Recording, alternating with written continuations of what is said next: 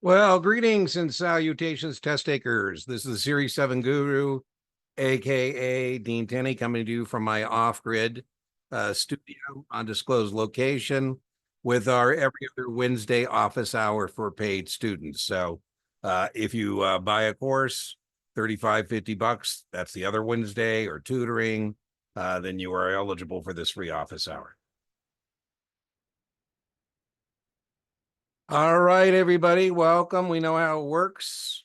You put your question into the chat, and first come, first serve. So whatever questions you have, put them in the chat and we'll knock them out.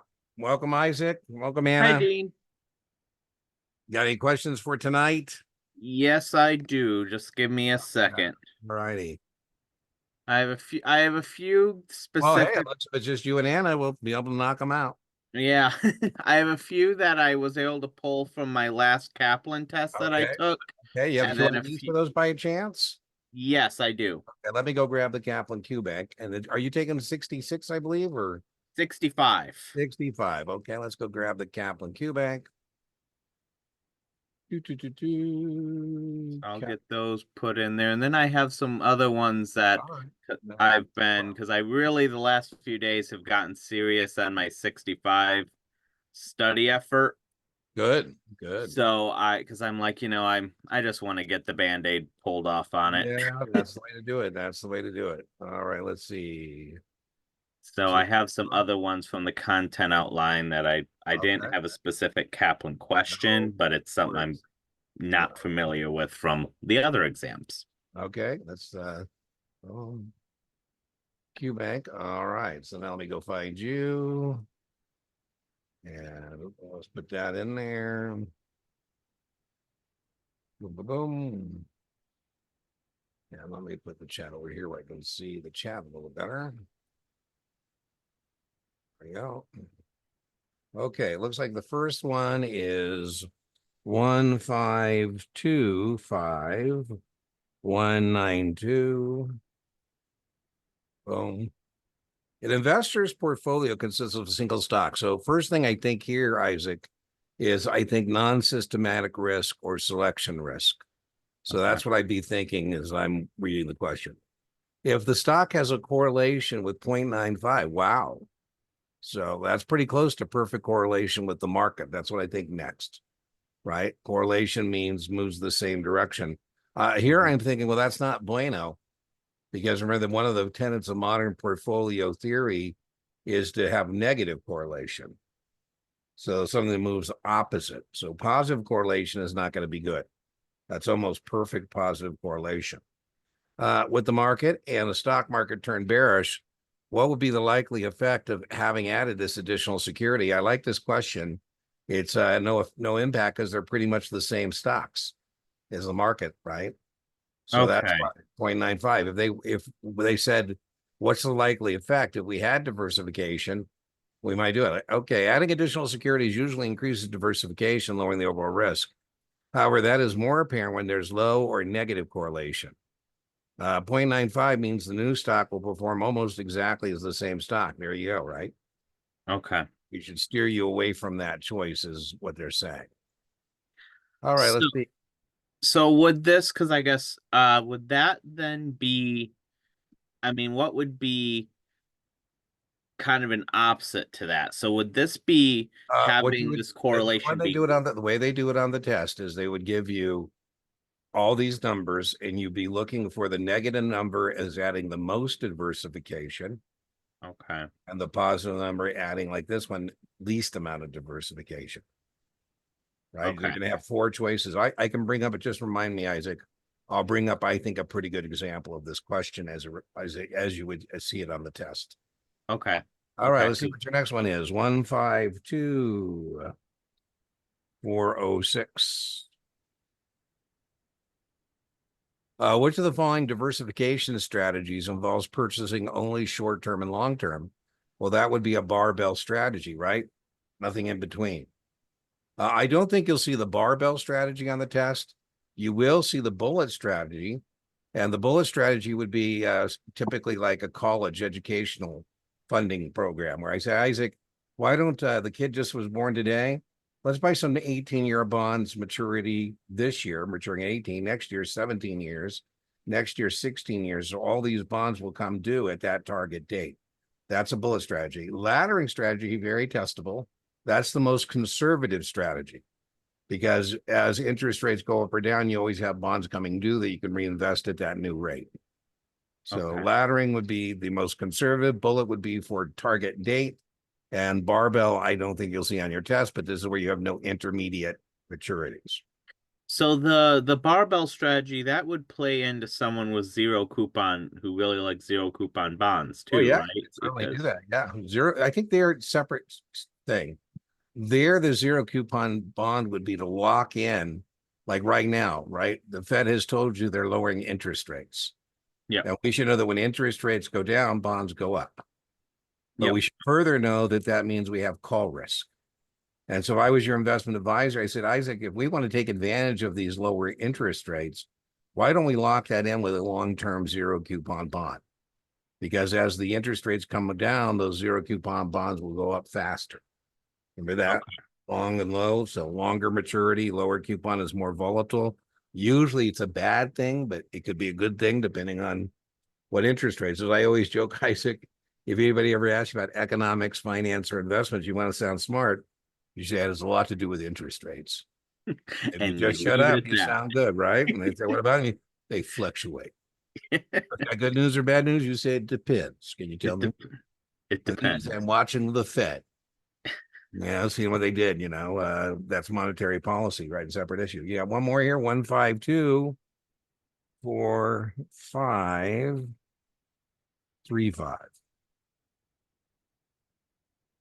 When performing, this is testable. Capital needs analysis is testable.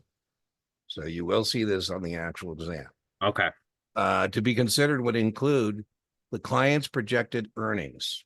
So Isaac, I always think if I'm a guy talking to you about life insurance, it's really bad because I'm not a life insurance guy. So you must really need life insurance bad if I'm the guy having this conversation. But I have my friend and he said, Dean, I don't want to make a bet with an insurance company. I got to die to collect. I said, Jim, it isn't about you. It's about your wife and your two kids and what happens to them if you're no longer here. Now, you're a senior partner at a law firm, and those earnings in the future, if something happens to you, aren't going to be available to your wife and kids. Right. So we're trying to make sure that, we got enough money to complete whatever it was that we were trying to do before, he went off to the happy hunting grounds, right? Yeah. Projected inflation rate. Market volatility isn't about the capital needs analysis. What this is about is how much insurance do you need, right? So Okay. it has nothing to do with market volatility. The client's age, absolutely. So 1, 2, and 4. I wouldn't feel bad if you missed it with 1, 2, 3, and 4. Yeah, But that's what I did. I was 1, 2, 3, and 4 because I was questioning because I've been watching your explication videos of the 65 outline, and yeah, I gotta say when I'm dealing with I'm just got through analytical and I'm like, oh my gosh, yeah. Well, remember that's only 5 or 6 questions. I think everybody overdoses on that. Now, yeah. Knopman, I see here, Anna Knopman. I don't know how much of the Kaplan Q Bank they still use. So let me bring this QID up and see if it's the same question you see in Knopman, because backstage Knopman does use the Kaplan Q Bank for a lot of things. And so let's see if I get the same one coming up as you have here. You have 24184. Yeah, let's see if anything comes up. So question not found. So can you screenshot that, Anna, or can you put it on you're welcome to share your screen. I'll stop sharing my screen. And you're welcome to put that up there, or you can read it to us or put it in the chat and we can go about it that way if you'd like. And G, I don't know if I'm pronouncing that correctly. You're taking the SIE training with Notman. Notman's a fine firm. Here we go. Yes, and also I already make appointment with you. Yeah, but what's the booking page? Did you book something? Are you on there? Or yeah, I thought Yeah, I I already make appointment with you, Dean, good. for Good. DGP, for DPP. Okay, cool. Cool. I'll see you Yeah, there. So thank you for booking. in And October remember, 1st. you get the free office hours for booking with the tutoring or buying a class. So I'll see you when you're on your booking thing. Let's see what you got here. Oh my goodness. Let's see if we can read that. Can you blow that? Let me see if I can blow it up, or can you The blow it up? second time I try. Let The me see. first time I missed a few points, Dean. Okay, hold on. Here we go. I can see it now. An investor transfers the shares from one fund to another. So first thing I'm thinking here, this is testable for you too, Isaac. This is what happened? Uh-oh. It just disappeared. I had it. There we go. Don't do anything. Don't touch anything. When I think of going from one fund to another, I'm thinking taxable event. I'm saying, okay, you may not have to pay a load to go from fund A to fund B within the same fund family, but it's certainly a taxable event. Okay, so it says an investor transfers their shares held in one fund to another fund in the same family. Okay, which of the following statements correctly describes, there we go, this is testable, the tax consequences. This is a sale and repurchase and subject to ordinary income taxes. Well, you're redeeming, it's a taxable event. That's not a bad miss. Is that the right answer or the wrong answer? That sounds good. Let's see what D says.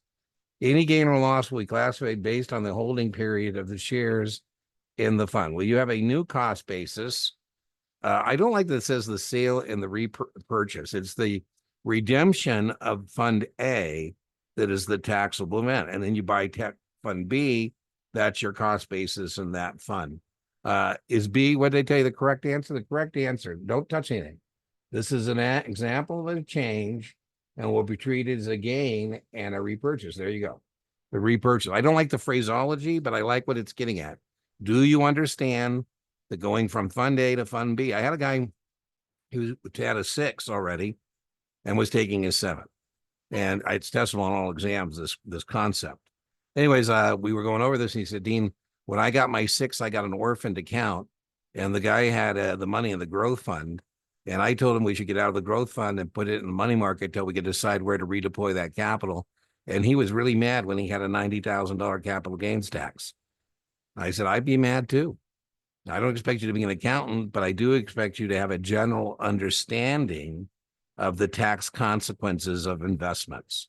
So I don't like the phraseology, but fund A, I'm just calling it fund A, fund B. If you go from fund A to fund B, you're not going to have an additional sales charge. That's the benefit of a common, that privilege. That's called an exchange privilege, but it's certainly taxable. So the answer is B, very testable. Hey, Dean, I actually have a follow-up on that I think would be relevant for all of us. Yeah. So how would that apply if you're dealing with an IRA, either a Roth or a traditional? Well, no, then it wouldn't matter. Then it wouldn't matter. Yeah.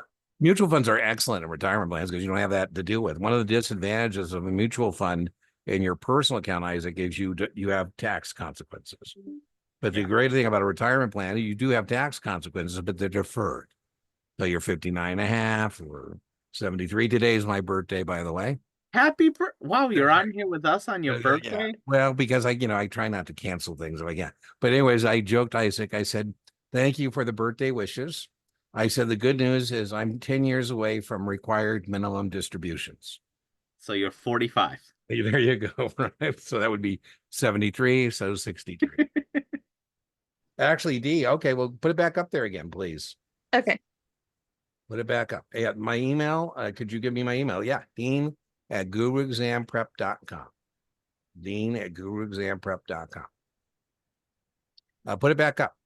I didn't see what the D choice was. Okay, give me a second. No worries.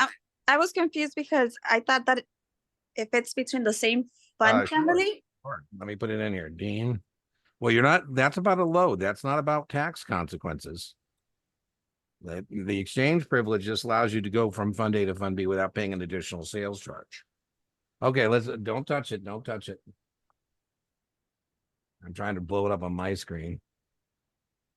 Okay, try and blow it up on your screen. Any gain or loss will be classified based on the investor's holding period and the shares. Yeah, so green is, that's true, but it's about fund A. And the other reason was, I thought it was based on the fund's holding. And a repurchase is subject, no, B is not correct because it's not the repurchase, as I said. The answer is we owe taxes on the redemption or sale, whatever that difference is, and that depends on how long we've had the fund, whether it's long-term or short-term. And then when we repurchase, that's not taxable. That's just your new cost basis at whatever the NAV you paid is. Okay. Right? So that's what's going on there. So I Okay. don't like the phraseology, but what the point on the test is make sure you understand that's a taxable event. On the fund you're redeeming, that's a taxable event, long-term or short-term, depending on how long you have it. Now you buy Fund B, the exchange privilege means you're not paying a load on that. That's bueno. But you haven't escaped the tax consequences of the redemption of the fund. Isaac's point, unless this is a 401k or an IRA, in which case this is a meaningless discussion. Because you can go within your 401k from Fund A to Fund B. No worries, no problems. Right? Okay. Thank you. You're welcome. I'm glad I asked it. I thought it did add something. Yeah, absolutely, Isaac, always. Okay, anything else? Am I going to get out here early for my birthday? I mean, I have more, but I wanted to make sure Yeah, okay, everyone let's else. go. Let's knock it out, Isaac. It looks like Okay, it's beautiful.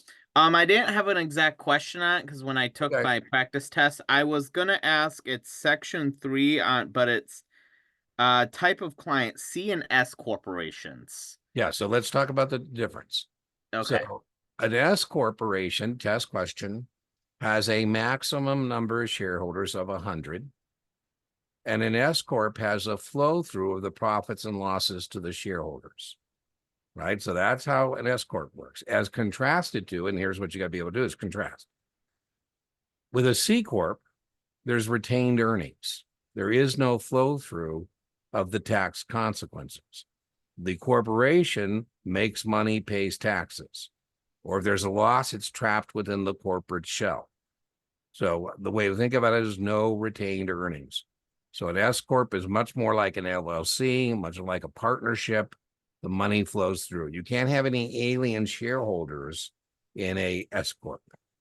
So we have an S corp. The first broker dealer I worked for, Isaac, was an S corp. Flow through of the tax consequences like a partnership. And our shareholder, sole shareholder, was a guy named Mr. K. And I went to his son, Jeffrey, and I said, Jeffrey's been blast from the batch. If you're watching, Jeffrey, I apologize. Give me a call. I'll give you an apology for sure. But I went to Jeffrey's office and I said, Jeff, we can make money if we try. He said, we're not trying. I said, we're not. He said, no, this is a tax shelter for my dad. The losses flow through to my dad's tax return. I go, really? I went down to his office, Mr. K. I said, Mr. K, are we trying to make money? He said, Dean, I'm really disappointed you would ask such a silly question. Of course. I hope to make a lot of money and pay lots of taxes someday, but at least in these early years, if we do have losses, it flows through and I can write it off. Now I joke, Isaac, if the IRS comes in and wants to talk to somebody about our business enterprise, should I send them to Jeffrey's office? This is a tax shelter for daddy. Or should I send them to Mr. K's office? That the tax benefits were important, but they weren't my primary motivation. Mr. K's office. Right. So, C Corps are a little different, right? C Corps are used to raise a large amount of money. I have an LLC called Guru Exam Prep LLC. And sometimes I have collaborators who are afraid that I'm going to turn myself into a competitor. And all of a sudden, instead of, collaborating with Kaplan, I'm going to bring up a QBank and it's going to say, Gamma, Guru Exam Prep, right? Anyways, I was telling them, I said, well, one way you can tell that's not what I want to do is because I have an LLC. That means Dean's just interested in the flow through of the money. I just want the money flowing through. If I had visions of grandeur, you'd be writing checks not to Guru Exam Prep LLC, but Guru Exam Prep Inc. And the minute I ask you to write a check to Inc., you'll know that I've set up a corporation, I've issued common stock. Watch out, world, here I come. Right? With the LLC, S Corp partnerships, the money's just flowing through, profits or losses. Not true with C Corp, right? So, by the way, we'd love to have either one as clients, right? Types of clients. Yeah. I mean, Apple buys back billions of dollars of their stock, so I would love that. Yeah. Yeah, I think of a basis point is a 10 cents. So I don't think it is 0.001. I think of a basis point as 10 cents, right? So 10 bips would be $1. 100 basis points would be $10. That'd be a bond point. And the way we ask that is based on yield. So let me go get a whiteboard here. And so what I would ask you on the test is, let me get my annotation tool. So if you want to sound like a player, right here is our 8.5% yield to maturity. And I ask you on the test, what is the difference between a bond that has an 8.5% yield to maturity or an 8.5% basis, not basis point, basis? And you would tell me the difference here is 2 basis points. You know, the difference between 8.5 and 9.5 would be 100 basis points. So the way I think of this at is a dime. So 100 basis points or bips. Yeah, you want to sound like a player, equals 1%, which also equals, remember 1% of par, which also equals $10. All right, so it's bond speak. It's like learning a foreign language. Right? You would have been proud of me. I actually used the Bips today on somebody when I said, go. "Oh yeah, the Fed cuts." Yeah, remember that? I love it. I love it, Isaac. Indeed, the Fed cut the target rate 50 basis points, 50 bips, which is the discount rate. which right on. Remember, it's 0.5%. Yeah. Right. So right on. Good job. Right. That's what that is. 50 bips. Right. I think they went from a target of what, 5.25 to 4.75, I think, or something like that. That sounds right. So that would be. Now, I think where you're going to see that as a test question is, remember, you have you have 25 basis points that's testable. 25 bips, 1/4 is testable. And that's for And 3/4. Yeah, there you go, Isaac. We're playing Jeopardy, right? So I'm giving you the answer and I'm asking you, what is the question? And Isaac says, Dean, I would like to solve the puzzle. 25 bips is the maximum promotional expense for a no load fund. Yep.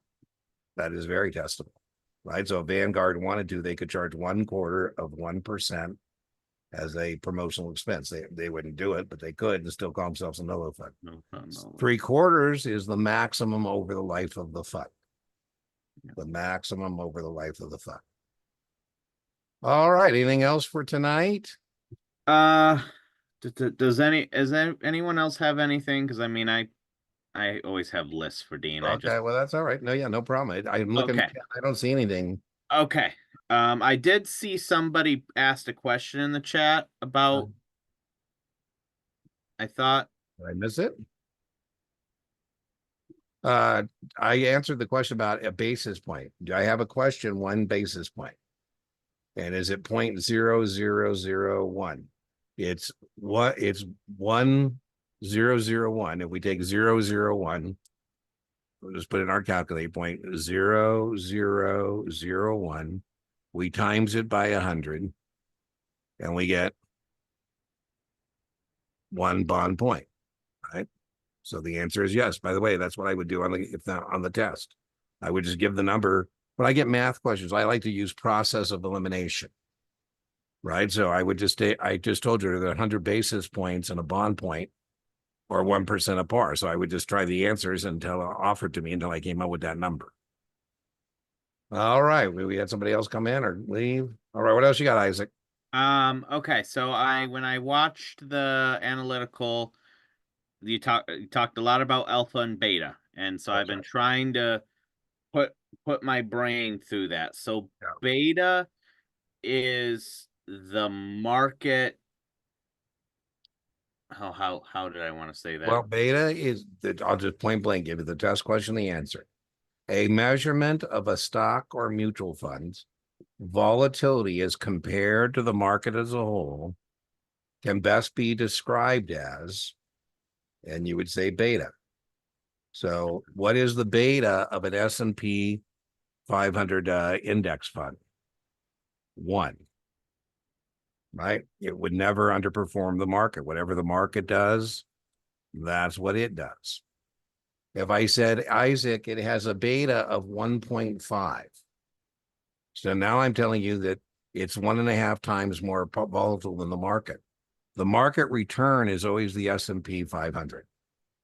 So as if I told you the market return was 10%, and I tell you this security has a beta of 1.5, I just made that up.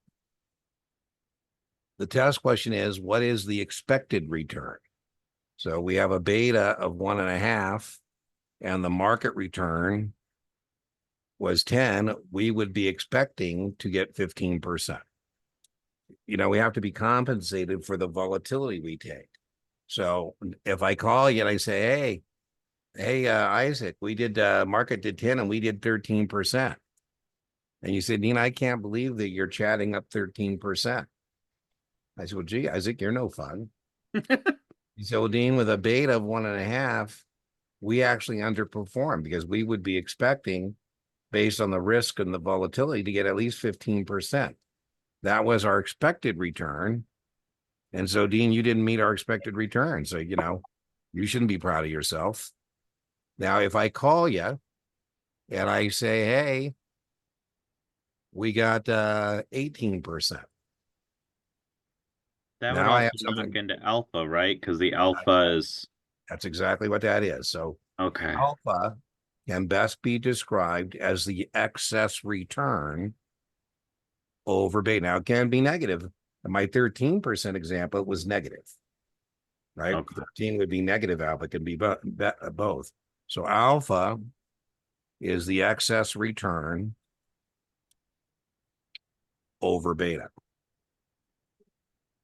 And again, under modern portfolio theory, you know, by the way, seeking alpha means taking greater risk, right? You know, I might say something like this, very testable. I say, Isaac, I think seeking alpha is a waste of time and resources. In fact, Isaac, I'm not even sure if alpha exists, to be honest with you. I think the market is pretty efficient. You say, Dean, sounds like you're a believer in the efficient market hypothesis. I thought you were going to say index funds. There you go. That's the recommendation. Right on. Right. Because if that's what they say, then I say, well, okay, well, we're not going to go for active management. We're not going to try to beat the market. We're going to go for the index fund. Right. At least the index fund wouldn't do this. Right. We just talked about this. That index fund would never do that. It would just do 15%. Yeah, there you go. You know, one other point on this concept of beta. So let's say I tell you the beta is 0.80. So that means this security is 80% as volatile as the market. So if the market return was 10, our expectation would be 8. So here's the test question. We would underperform in a rising market, right? We'd underperform because the market goes up 10, we only go 8. But we would outperform if the market goes down. Because if the market goes down 10, we only go down what? 8. 8. So with a beta of less than 1, we're going to underperform in a rising market. Underperform because we're not going to get the market return. But we're going to have less of we're going to outperform in a declining market. Okay. Right? We're not going to go down as much. Would that get into potentially, is that as far as the what test question goes, or do you get into any calls or puts and anything? No, those would be separate issues. Okay. The use of an option there would be to hedge, and very basic on the 65. And on 6, you wouldn't see probably anything on options. That, you know, I had 1. There you go. So, all right. Anything else for tonight? I think, let's see, I asked about C and Corp. Styles, I just haven't gotten there yet. I asked about that. Do we have another test date yet, Isaac? No, because I just sent off the check to pay for it. Okay, okay, cool. I was going to say, because remember, we're doing this every other Wednesday. So, yep. And I know you and I still got a schedule. We do. Coaching calls. So, I was sicker than a dog last week, and now I'm just getting caught up. So let's plan on next week. I should be open. So we'll okay. All right, cool. I will send an email early next week. Sounds perfect. We'll get that taken care of. Love it. And thank you as always, Dean. My pleasure. I hope you enjoy my hope your week is going There well you on go. Tuesday There you go. nights. Thank you. Remember, inch by inch, the exams are a cinch, yard by yard, they're hard. All right. I will see you Wednesday for partnerships. Dean, So I it have a looks like we gotta, question. what's that? Dean, I have a question. Yeah. Yeah, so for example, because for me, for my security license exam, so on October 3rd, this is the second time I took. So first Yeah. time I missed a few points. So Mhm. so may I want to make appointment with you for Oh, well, let's bring up my schedule, but I do it to be able to improve book. my weak area. Yeah, for my Hold weak on, area. hold on. Well, slow down, slow down. I got to bring up my schedule. I don't know if I have anything available between now and the second. Let me see. Yeah. Let's see. Yeah, that's next week. I have I can let you book and then move it to Sunday the 29th, but that's about all I got is a Sunday, and I don't usually work on Sunday, but I'm more than happy. If you go to the booking page, just book, and if I see you there, I will move it to Sunday early morning. That's about the only thing I got. You mean Sunday? Sunday morning? Okay. Sunday morning, but it's not going to let you book Sunday morning because it's blocked because I don't usually work Sunday. So what you need to do is just book anything that'll let you book. It'll ping me. When it pings me, I'll move you to Sunday. Yeah, Sunday morning, what time? I've got somebody already at 8:30 for an hour or 90 minutes, excuse me, 9:30, 10 o'clock. So how about 10:30, 11 Pacific time? Does that work for you? Oh, you mean 10:30? I'm in California. I'm in California, East Vale. Yes, so California time, Pacific time. I have Oh, 11. 10:30 Sunday? 10:30? Yes, we could do 10:30 Sunday. Oh, I'm happy. Okay, so Yeah. like I said, book it. Just book anywhere. When it dings and tell me you've booked, I will move it to Sunday at 10:30. Okay, how can I make appointment with Just you? go on the booking page. So I'll just show you right now. So you go to the book. I will send a message to you. I received your I will. All right, hold on. You just Oh, go I'm to not surprised, you know. hold This on, is our bank requirement. hold on. You slow down. So the way you get to the booking page is you go to my YouTube channel right there. Let me share the screen with you. Hold on. How can I book? Hold on. Let me show you how to do it. Right. So slow down. Okay. So here's my screen. Can you see my screen? 1 minute. Yeah, I see your screen. Okay, Yes. so you go to Dean Tenney right there, right at the top of the page, tutoring. You hit that button. Okay, but you know, I think you don't have a spot. You need to open it. Hold on. So now you go to book tutoring. You hit 1 hour. As I told you, it's not going to let you book on Sunday. So you're just going to hit any button and book it. And then when I see you've booked it, I will then reschedule it to Sunday and you'll get notification I've done so. You wait, now I book it. You wait. Okay, I so go to the page. I'll wait. Yeah, I'll wait for you. Yeah, you wait.